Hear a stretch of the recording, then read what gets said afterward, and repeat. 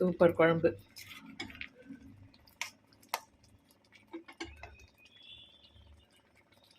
சுக்கு மிளகு குழம்பு ரெடி. இப்போ இதுக்கு ஒரு சரியான சைட் டிஷ்னால் அது வந்து உடச்சக்கடலை தேங்காய் சட்னி தான். இது வந்து நிறைய பேர் எதோ வச்சு அரைச்சிறாங்க. இந்த மாதிரி அரைச்சி பாருங்கள், ரொம்ப சூப்பர் டேஸ்ட்டாக நல்லாயிருக்கும். இது பாருங்கள், வெறும் உடச்சக்கடலை, இதுவும் ஃப்ரெஷ் கடலையாக இருக்கணும், தேங்காய் இதுவும் ஃப்ரெஷ் தேங்காவாக இருக்கணும். அவ்வளோதான். அது ரெண்டே இன்க்ரீடியண்ட்டு தான்.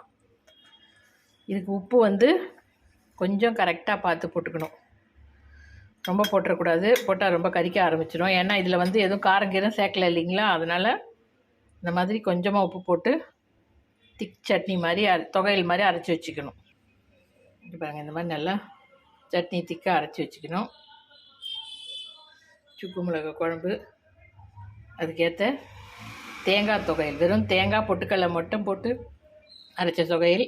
இது சீக்கிரம் கெட்டுடும், அதனால் நீங்கள் வந்து சாப்பிட்டுட்டு உடனே ஃப்ரிட்ஜில் எடுத்து வச்சுக்கோங்க இந்த தேங்காய் தொகையில்.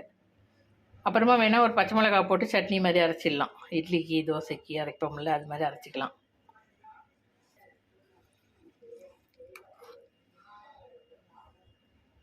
ரொம்ப சூப்பர் டேஸ்ட்டாக இருக்கும். இந்த காம்பினேஷன் செஞ்சு பாருங்கள். மழை காலத்துக்கு ஏற்ற சூப்பர் குழம்பு இது. துவையல் இதுக்கு வந்து முட்டை பொடி மாஸ் மாதிரி முட்டையை உடச்சி ஊற்றி பொரியல் மாதிரி பண்ணிவிட்டு வேறு எதுவும் போடக்கூடாது. உப்பு மிளகுத்தூள் மஞ்சத்தூள் மட்டும் தூவி இறக்குனிங்கன்னா அதுவும் நல்லாயிருக்கும் முட்டை பொடி மாஸ். மறக்காமல் சேனலை சப்ஸ்கிரைப் பண்ணிக்கோங்க, கமெண்ட் பண்ணுங்கள், ஷேர் பண்ணுங்கள். வணக்கம்.